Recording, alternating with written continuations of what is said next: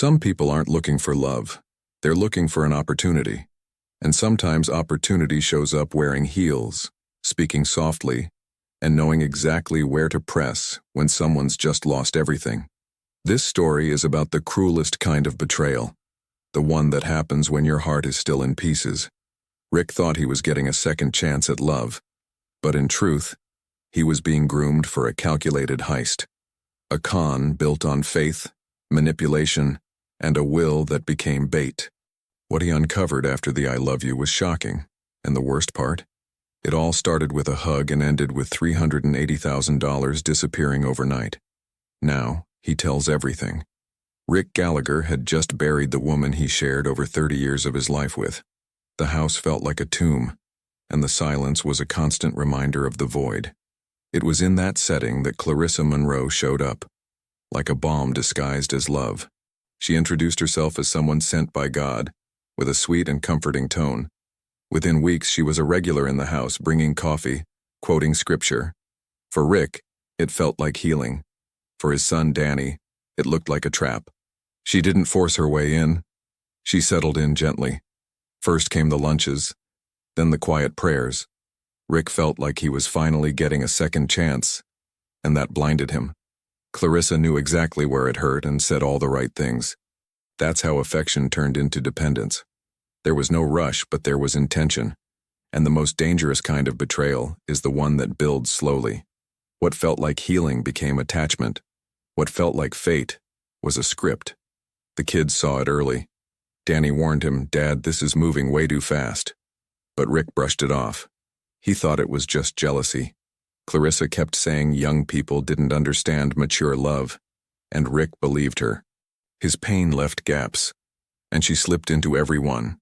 The problem is when someone enters through the door of affection, they might leave through the window of theft and take everything with them. Clarissa used grief as her weapon. She knew exactly what to say and when to say it. She treated Rick like he was fragile, special, one of a kind. But behind the smile, she was already mapping out everything of value around her. This is what modern emotional scams look like. They don't come with threats, they come with promises. And more often than not, it's hard to tell the difference until it's too late. There was no grand marriage proposal, just connection, shared stories, well-planned dinners. Everything designed to build trust. And Rick, a man who'd never fallen for anything like this before, was about to step into the cruelest trap of all, love with strings attached. Maybe it was revenge against his own loneliness. But the price? He had no idea how high it would be. Sometimes, what feels like healing is just a distraction, and Clarissa knew that better than anyone.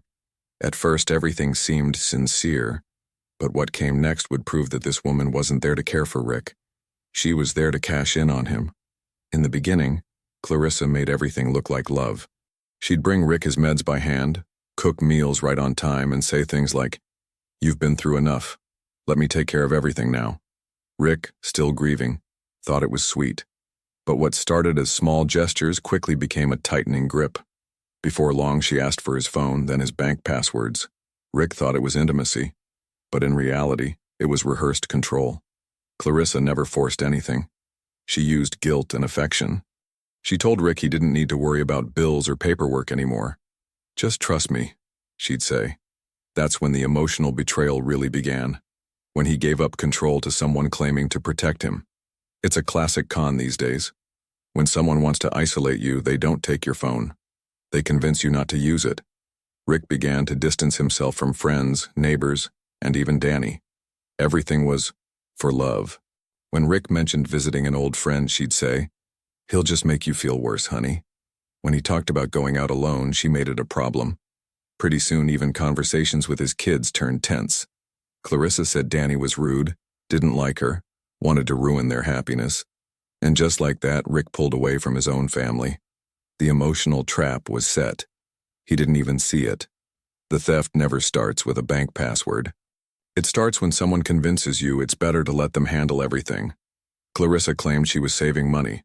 But little by little, she sold off antique furniture, swapped his car for a simpler one, and even made donations in Rick's name, ones he never approved. One of them, $15,000, went to a religious charity, where she was the only member. Rick thought it was odd, but didn't ask. He thought it was part of moving on. Betrayal is a process, not an event.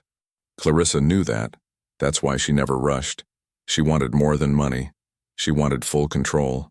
His daily habits, his routines, his finances. It was all part of the plan. And while Rick believed he was being cared for, he was being disarmed, piece by piece. She shut down rational Rick and kept vulnerable Rick alive, the one who kept saying, "After everything she does for me, how could I doubt her?" Her revenge was silent. Not against Rick, but against a world she'd learned to manipulate. She claimed she'd been used before, betrayed, abandoned. Rick, moved by it, wanted to be different, wanted to be the man who healed her. But in trying to fix her world, she was quietly dismantling his. And what was coming next would prove this was just the beginning. It was just another evening after a quiet dinner when Clarissa said it. "Rick, what if something happens to you? Have you thought about getting everything in order?" He found it strange. It wasn't the first time they talked about the future, but this felt different, more focused on assets than feelings. Clarissa spoke casually about real estate, cars, investments. She said putting everything in her name would make things easier, in case he got sick. But her tone had changed. There was urgency now. She brought out forms. Already knew the name of the notary. Had an attorney lined up. This wasn't concern. This was preparation. Rick hesitated, but Clarissa pushed with one question that hit deep. "Don't you trust me?" What sounds simple became emotional blackmail. He started feeling like doubting her was being ungrateful. After all, she was there when no one else was. That was the story she told. Every single day. Clarissa didn't just want to secure the future. She wanted to become the heir while he was still alive. She suggested selling land Rick had set aside for the grandkids and investing it under both their names. When he said he needed time, she got upset, cried, left the house for 2 days. Came back saying she felt insecure, that he didn't take her seriously. And the worst part? Rick felt guilty, as if doubting her was the real betrayal. That's the cruelest kind, making the victim feel like the villain. Within a week, Rick signed the papers, a will, power of attorney, even banking permissions that allowed transactions without notice. Clarissa said she'd only use them if needed, and Rick believed her. It felt like proof of love, a final act of trust. But in reality, it was the keys to his downfall. The theft hadn't happened yet, but access had been granted. This is where many people stumble. They think danger shows up with threats, but it often hides inside blind trust. Clarissa used love as a tool, pity as bait, and loneliness as a weapon. Her con was sophisticated. Rick was surrounded.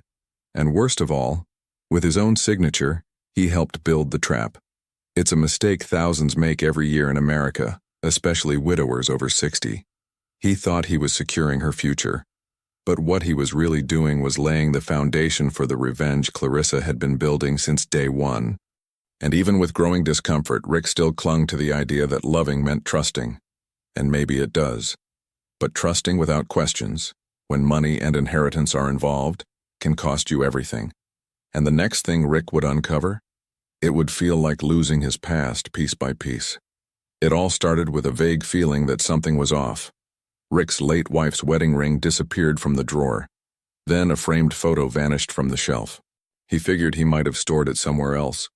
When he asked Clarissa, she looked surprised and said, "Honey, maybe you're just confused." It sounded gentle, but over time, what seemed like forgetfulness became a pattern. The memories of the woman Rick had built a life with were vanishing. Clarissa started redecorating the house, changed paintings, swapped out bedspreads, donated old clothes, said it was to help him move on. "You need to start fresh," she kept saying. But her rush to erase the past felt wrong. It was like she couldn't stand seeing any trace of the former wife. Rick tried to push back once or twice, but she cried, said he was stuck in the past. The worst part? He started to believe it. The betrayal had evolved into silent replacement.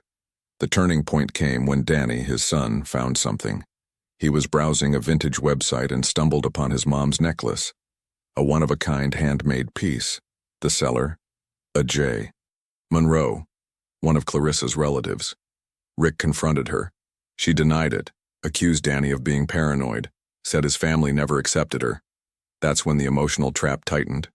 Rick hesitated, wanted to believe it was coincidence. But deep down, he felt the shift. Clarissa flipped the script quickly, claimed Danny was trying to sabotage their happiness, said he couldn't stand seeing his father happy again. She made herself the victim, cried for hours, refused to eat. Rick, emotionally worn out, gave in, apologized, said he just wanted peace. And just like that, the truth got buried again under guilt. The theft of objects was one thing. What she was really stealing was Rick's history.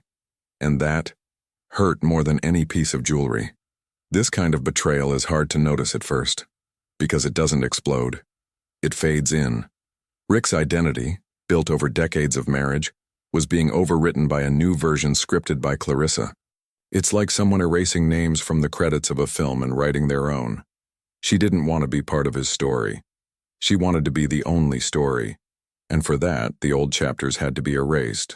Quietly, but intentionally. What Clarissa didn't know was that even someone who's been manipulated can wake up. Sometimes all it takes is one spark of clarity to bring the whole castle down. And that spark was forming. Rick hadn't reacted yet. But seeing that necklace online was the first sign that something was terribly wrong. And what came next would prove the emotional theft was just the beginning. The financial hit was still coming. When the judge finalized the estate settlement, Rick thought it would bring closure. Finally, everything was in order and his late wife's memory was respected. At least, that's what he hoped. But something shifted in Clarissa that morning. She seemed overly cheerful, her eyes sparkling in a way that didn't fit the moment. She poured wine, turned on loud music, and said, "Now we can finally live for real." Rick smiled, but something inside him twisted. That night she cooked a special dinner, made his favorite meal, wore a new dress. "To our new chapter," she said. It felt like a celebration, though Rick wasn't sure of what. The next morning, she was gone. The bedroom was empty. Her clothes were gone, along with the car, the safe, and the credit cards. The joint accounts? Drained. The balance was zero. Rick sat on the couch, still in shock, and realized he'd been robbed. Not just of money, but of trust. The amount was staggering. Over $380,000 in withdrawals, transfers, and charges, all done with documents Rick had signed. Joint accounts, authorizations, power of attorney, all handed over in the name of trust. A meticulously executed theft disguised as love. Rick was stunned. He tried calling, texting him, but Clarissa had already changed her number. It was like she had vanished. Or worse, like she'd never existed at all. Every moment had been part of a well-rehearsed act. This is where emotional betrayal turns into a full-blown financial attack. Clarissa wasn't just hurting one man. She was challenging the system, mocking justice, and cashing in on the vulnerability of someone just looking to start over. The theft wasn't just about money. It was about dignity. Rick found himself humiliated, ashamed, and alone. Again. Only this time, with a broken heart and an empty bank account. The real pain wasn't the lost money. It was realizing everything had been planned. Every hug, every "I love you," every caring gesture. It was all part of a script she never let him read. Rick used to feel guilty for having doubts. Now he felt guilty for trusting too much. But blaming yourself, that's the final trap of a con like this. Because when you're betrayed, you start thinking it's your fault. And it's not. Never was. That's when Rick understood. He could either fall apart or start getting up. And the only way to face a theft of this size is to plan a recovery even bigger. But before he could fight back, he needed to understand exactly who Clarissa Monroe really was. And what he would find out next would change everything. Danny was the first to suspect this wasn't a one-time thing. After the disappearance, he dug into everything: social media, public records, widow support groups, religious forums. Within days, the pieces began to fit. Clarissa Monroe had married at least 2 other men in different states. Always widowers, always over 60, always with assets. And the pattern was identical: grief, affection, marriage, will, then escape. This wasn't personal betrayal anymore. This was a professional operation. She knew exactly how to work it. She'd present herself as a woman of faith, show up at church events, join support groups, always with the same story. I lost someone too. I know how you feel. It was the perfect pitch. And it worked. Rick learned one of her past husbands lost over $600,000.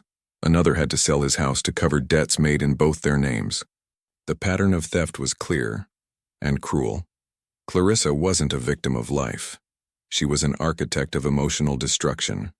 With help from Harold Bennett, the family lawyer, Rick started gathering evidence.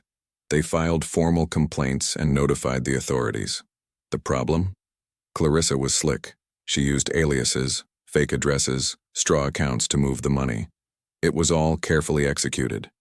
Tracing the money was hard, getting it back even harder.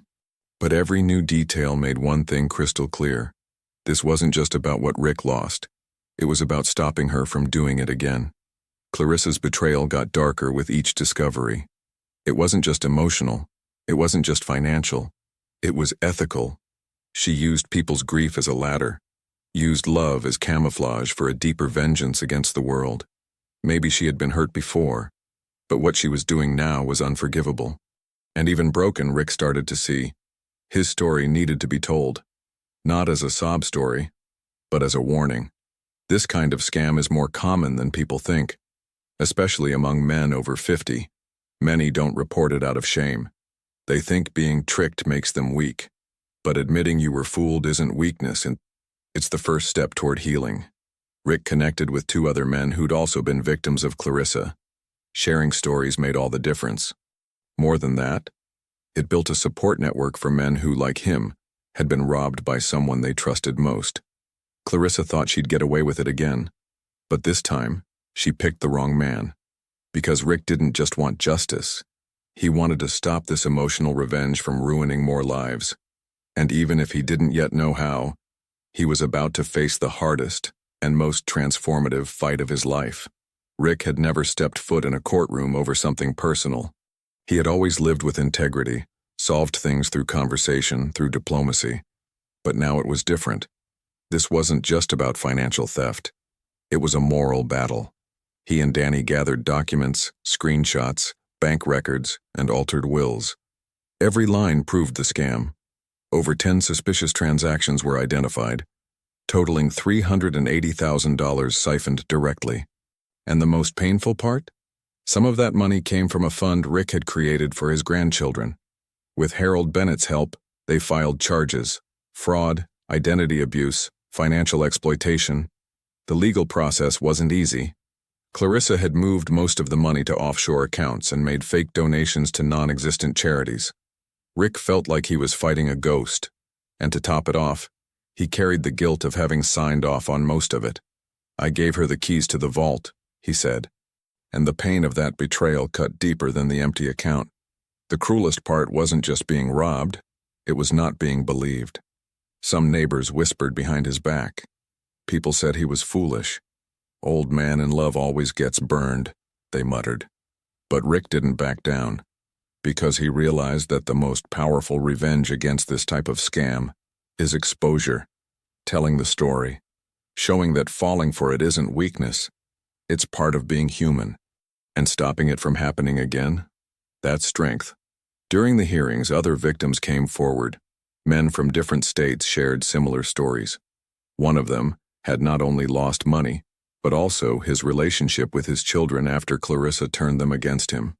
The pattern was always the same: affection, trust, paperwork, disappearance. And with each new testimony, the case got stronger. Clarissa's betrayal was no longer a personal issue. It was a recurring, organized scheme. A revenge script played over and over again. Rick spent many sleepless nights, not because of the money, but because of what it all meant. Every phone call with his lawyer brought a mix of hope and frustration. Clarissa had vanished, probably using another name in another city. But one thing was certain. Now, there was a full report on her. And even if justice took time, the truth was no longer hidden. For Rick, that alone was part of the healing process.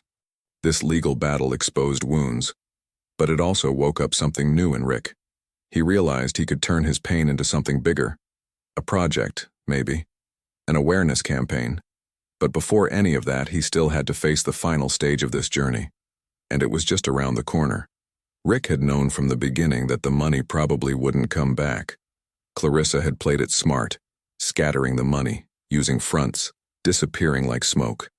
That $380,000? Gone. But what Rick decided to recover was worth even more. His voice, his story, his will to get up again. And that can't be bought or stolen. That's the kind of healing that only happens when pain turns into purpose. He started speaking out, first to small support groups, then in interviews. He told everything, how he was manipulated, lied to, betrayed, how he gave up his wealth, his time, his trust, and got hit with a scam. And the more he shared, the more men stepped forward with similar stories. Men who had suffered in silence, who had lost everything in the name of love. Rick became a symbol, not because he wanted to be, but because he had the guts to turn shame into impact. Clarissa's revenge may have been cold and calculated, but Rick answered with meaning. He didn't want to destroy her. He wanted to expose her. He didn't want her punished just out of spite. He wanted to stop future thefts hidden behind affection. His case became a topic in legal forums, in workshops about senior financial abuse. Judges even used his testimony to educate others. What started as a tragedy became a legacy. What was once a cry turned into a siren. Rick still keeps a framed photo of his late wife on the shelf, but next to it there's a new quote. "Trust is gold. Only give it to those who never ask." He learned the hard way that the most dangerous betrayal comes wrapped in kindness. Clarissa disarmed him with what looked like love, but Rick rebuilt himself with something even stronger. Truth. The money was gone, but what he built from that loss? Unshakable. His grandkids admire him more now than ever, not because he won a lawsuit, but because he didn't hide behind his pain. And that taught everyone something. It doesn't matter your age, experience, or status. Anyone can be fooled. But only the brave turn a fall into a lesson. Clarissa took his money, his time, his keepsakes, but she couldn't take what mattered most. Because dignity is only lost when you let defeat be the end. And Rick didn't let that happen. Today, he helps other widowers.